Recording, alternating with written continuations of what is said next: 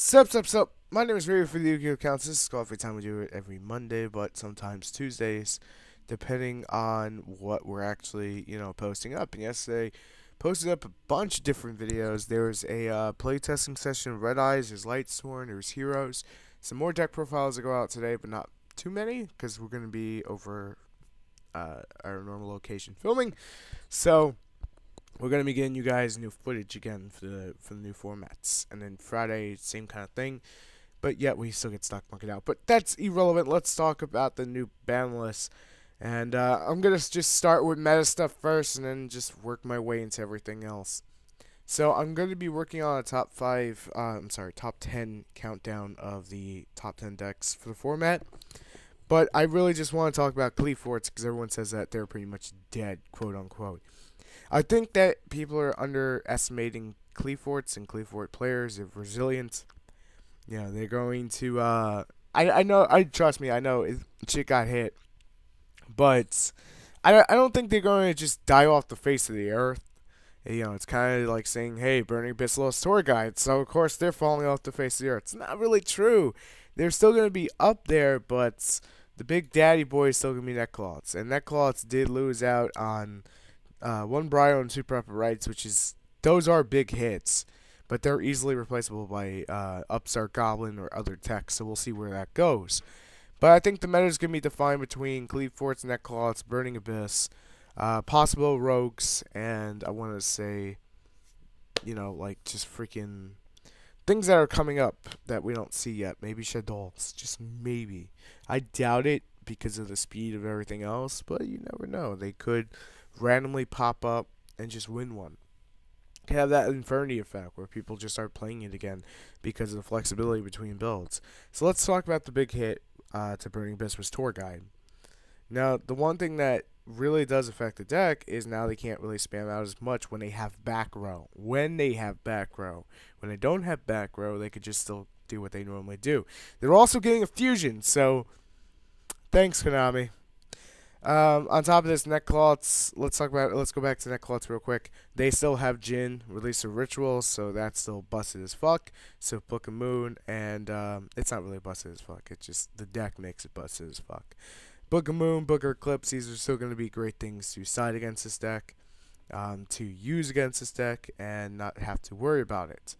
Cleaforts lost out on a shitload of stuff. Basically, I think it was the Sacrifice, and it was 2 of those and 1 Scout.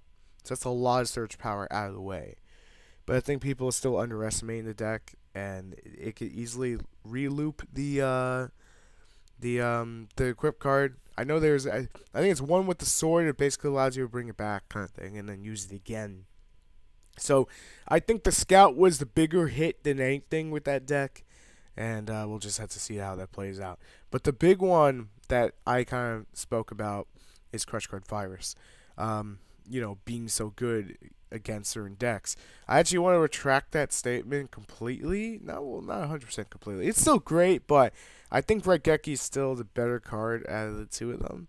I mean, Crush just has that dark matter, effect where you're gonna send 3. Let's talk about dark matter as well. I don't think dark matter is going to have the impact it would have had. I think it will still top, so we're gonna probably see 4 decks, which is gonna be something erratic with dark matter because they do have all 3 rotas. The deck is pretty damn consistent when it comes out to dropping dark matter. It's just a matter of finding the right builds. Burning Abyss, next set, May 15th. Next main set, they're getting the fusion. So we'll be getting ready to close out a format, but we could see a mid-format change. Netcloths don't get nothing, unless I'm mistaken. I don't see them getting anything. And Cleaforts, I don't believe are getting anything. Now, Satellar Knights could take the meta by storm because they're going to get the Star Seraphs. Even if we don't get Nodin, they're still going to have the Star Seraphs. And having those Star Seraphs is going to speed that fucking deck up. So, if you take an effect that Vanities is at 1 and Skill Drain's at 1, so they're not stopped by Floodgates in game 1, and if it's Giant Issue, there's Space Cyclone coming May 15th, then the deck could actually be the strongest tier 1 deck out there currently. Could be, is a big thing. Another rogue that I see possibly coming up, and some people saying a Romanage, but it's not going to be this format.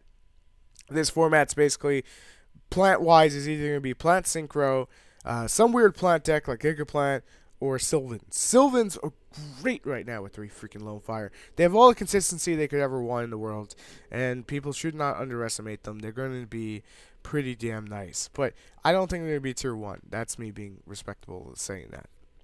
Let's talk about the big hits. The 4 Dragon Rulers will now allow cards like Dragon Ravine to come back eventually to 3. I like that it's at 1 right now, just to see how it plays out. Konami's being kind of cautious. I respect it. Snatch Steel being gone, some people wanted to say, well, just fucking adapt. Snatch Steel's not broke. In all honesty, it was, because here's the problem. A lot of the times with Snatch Steel, you would basically get in a situation that if your opponent top deck Raigeki or Snatch Steel, they're going to take the win. That's always been a thing. But when they tap Snatch Steel and they grab your biggest monster and you're only getting 1,000 light points, it's the same kind of problem we had with Brain Control for the longest time. They're stealing your monster, they're utilizing it, and most of the time you weren't getting 1,000 life points. So it sucked to get snatched. I'm glad it's gone, I really am. I'm not even salty about it, I'm just really glad it was gone. Sinister Serpent has the errata where basically it banishes out after the first use. Torgai was a good hit to Burning Abyss, as we talked about. Dragon Ravine means that Dragoonis have some consistency again, and the Lance is pretty good. Preparation Rites kind of hurts a lot of ritual decks. It sucks, but still Neckcloths can either get hit harder or fall off the face of the earth. Prepper Rites is going to be at 1 for a long time. Would you say that much? And for Saphira, we recover pretty quickly. Doesn't really matter. But for decks like, the ritual decks like Demise, King of Armageddon, the fun ones that, don't really take the competitive aspect, those are the ones that are going to get worse about it. But again, no one's really running it, so it's kind of one of those things. The sacrifice I mentioned, so Symbol of Heritage. A lot of people didn't understand why this was on the ban list, and it took me a second. I had a brain fart moment when I realized that 3 Lone Fire and a shit ton of Symbol of Heritage and a shit ton of Hidden Armory equals a shit ton of spam fucking. Because when you think about that, you could play it in Gigaplant, play the Hidden Armory, get the Super Vice, go to Power Tool Dragon, get more equips, and rinse and repeat. You see where that's going. So there's that endless loop there. So Konami was smart when they put Symbol Heritage to 1. They really were. Temple of the Kings, got errata, not really worried about it. Crush, again, got errata, Exchange of Spirit, fun troll card, but got errata. Reign of Destruction, it seems like it wants to be a staple, but I doubt it's going to be because of the sheer fact that it's okay at best, but you can't end games on it. That's the problem.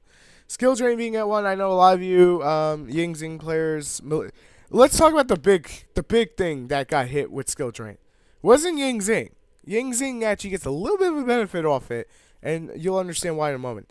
Because when you don't have to deal with Cleaforts, and I know your Shadow matchup is like poop, you could just basically side out your Dark Dragons and just put in Shadow Imprisoning Mirror, or we'll figure it out. I'm gonna probably do a guide to your side again for that, just for the Ying Zing players to focus a lot on their stuff. But the big hit that the skill drain besides Cleaforts, which sucks, is Malefics. They get hit the hardest. But you know it needed to happen right now because of Cleaforts. It just needed to happen. Vanity's Emptiness at 1. I'm actually surprised they didn't just outright ban it, but I'm fine with it being at 1. I have no problem. It's just the royal oppression effect, where, hey, this is kind of, getting used all over the place. Neckcloths of Bryonak was a surprise seeing it too with Scout. But Bryo just basically lowers the search power a little bit more. And I know people are going to say, hey, just run up, start, you're just going to draw another card. But you're still losing out on search power, you're just getting draw power. So it's an okay trade-off. So the deck's going to be fine. At the end of the day, it's going to be fine. Sheen at 2.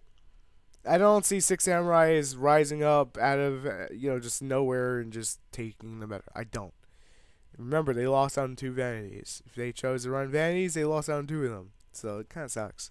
Charger Light Brigade being at 2 while also losing the Dragon Rulers. Guys, I am working on some kind of new Dragon Lightsworn. Not Dragon Ruler Lightsworn, just Dragon Lightsworn.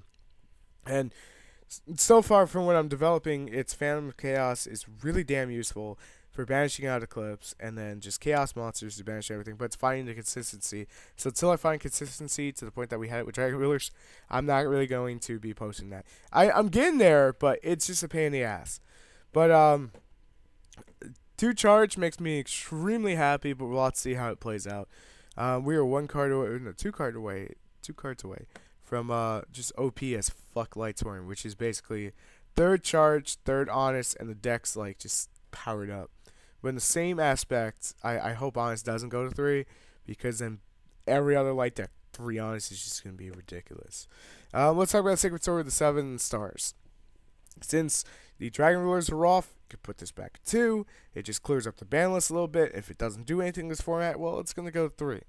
I have no problem with going 3 because it's a good draw engine for Red Eyes, and you can combine like Necroface for Red Eyes. I know I talk about that a lot, but I don't think right now there's a lot of banishing for that.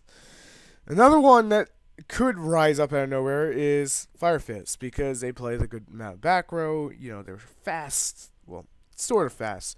And now you have Spirit at 3, so the 3-axis is a lot better than it used to be. Much better.